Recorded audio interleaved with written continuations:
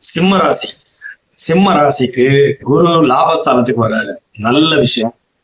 லாபஸ்தானத்துல இருக்க குரு 3ஆம் இடத்தை பார்ப்பாரு. தைரிய வீரிய ஸ்தானத்தை பார்ப்பாரு. உங்கள் முயற்சிகள் பலிதமாகக்கூடிய விஷயங்கள் இதெல்லாம் நடந்தேறும்.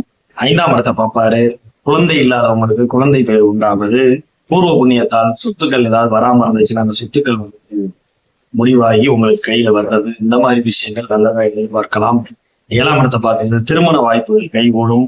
ஏற்கனவே திருமணமானவர்கள் வாழ்க்கை துணை மூலமா ஏதாவது ஒரு அனுகூலங்கள் இருக்குது. இந்த மாதிரி விஷயங்கள்லாம் சிம்ம ராசிக்கு இருக்கவே செய்யும்.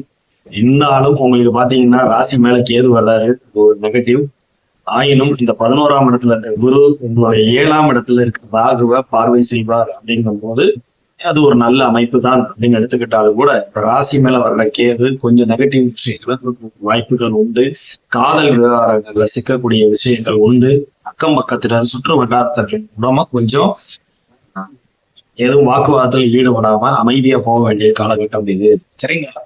உங்களுக்கு ஏற்கனவே பாத்தீங்கன்னா ராசிக்கு 8ஆம் இடத்துல சனி உட்கார்ந்துட்டாரு.